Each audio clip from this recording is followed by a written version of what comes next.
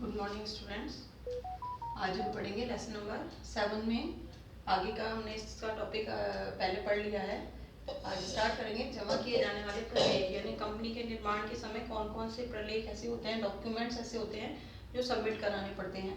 तो इसमें हमने फर्स्ट संस्थापन प्रलेख या पार्षद सीमा नियम ये पढ़ लिया था। इसमें क्या क्या भरा जाता है, क्या क्या इसमें लिखना पड़ता है और कैसे जमा होता है।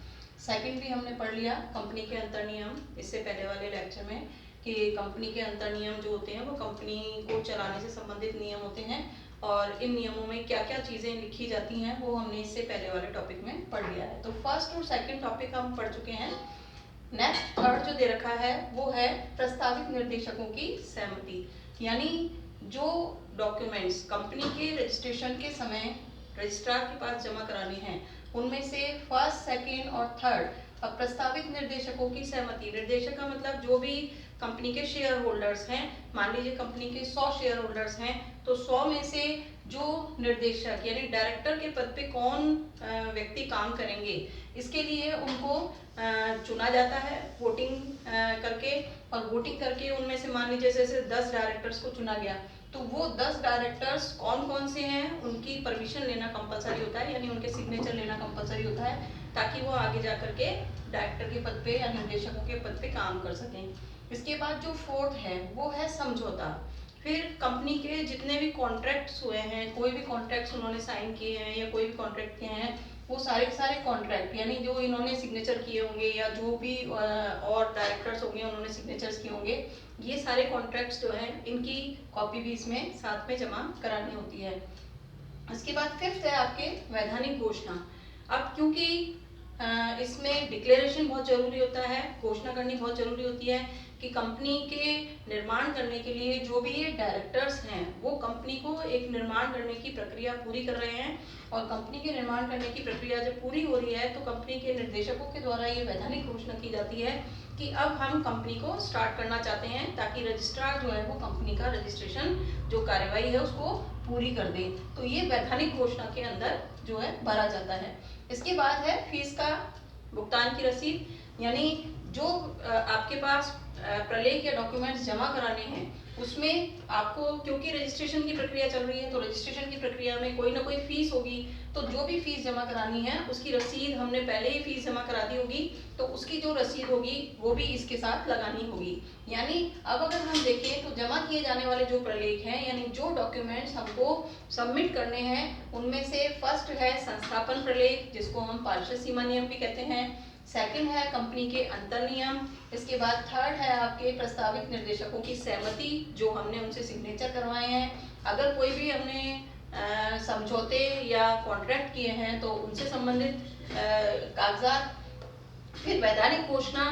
वैधानिक घोषणा जो निर्देशकों के द्वारा पूरा लिखा गया है कि हम कंपनी के निर्देशक अपनी कंपनी को स्टार्ट करना चाहते हैं और हमारा जल्दी से जल्दी कंपनी का रजिस्ट्रेशन कर दिया जाए, वो वैधानिक घोषणा और उसके ऊपर उनके सिग्नेचर और फीस की रसीद। ये 6 डॉक्यूमेंट्स ऐसे हैं जो कंपनी के रजिस्ट्रेशन के समय रजिस्ट्रार के पास जमा कराने होते हैं।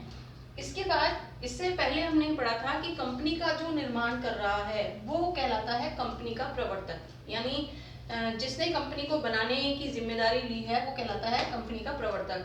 अब प्रवर्तक जो है वो कंपनी में उसकी पोजीशन क्या है, यानी वो कंपनी में किस नाम से जाना जा रहा है। तो प्रवर्तकों की स्थिति यानी प्रवर्तक कौन है। अब यहाँ इन्होंने 3 बातें कही हैं प्रवर्तकों की स्थिति के लिए कि क्या प्रवर्तक जो है वो एजेंट है, या प्रवर्तक जो है एक ट्रस्टी है, या प्रवर्तक जो है वो मालिक है। अब जैसे हम कहें ये प्रक्रिया हम पढ़ते हैं कंपनी के निर्माण की प्रक्रिया। अगर हम ये कहें कि कोई व्यक्ति अपना मकान बनवाना चाहता है तो वो खुद तो नहीं बनाता, वो किसी न किसी ऐसे व्यक्ति को जो मकान बनाने का ठेकेदार है उसको ठेका देता है मकान बनाने का। तो यहाँ पर भी सेम वही कंडीशन है कि कंपनी के जो मालिक हैं वो कंपनी का निर्माण नहीं कर रहे हैं बल्कि वो कंपनी का निर्माण करने के लिए किसी ऐसे व्यक्ति को जिम्मेदारी दे रहे हैं जो कंपनी के निर्माण का कार्य करता रहता है।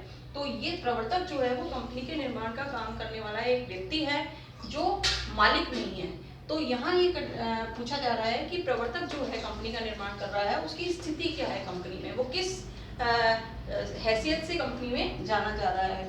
तो नंबर 1 इन्होंने कहा कि क्या वो उसको हम एजेंट कह सकते हैं, क्योंकि किसी की तरफ से कोई काम करता है तो वो एजेंट कहलाता है। तो यहाँ हम सोचते हैं कि कंपनी के जो मालिक हैं, जो प्रवर्तक है, वो उनकी ओर से काम कर रहा है, यानी उनकी तरफ से काम कर रहा है, तो उसको एजेंट कहा जा सकता है। लेकिन एजेंट इसलिए नहीं हो सकता ये, क्योंकि एजेंट बनाने के लिए कोई ना कोई कंपनी होनी चाहिए, संस्था होनी चाहिए, क्योंकि एजेंट की नियुक्ति कौन करता है? संस्था करती है।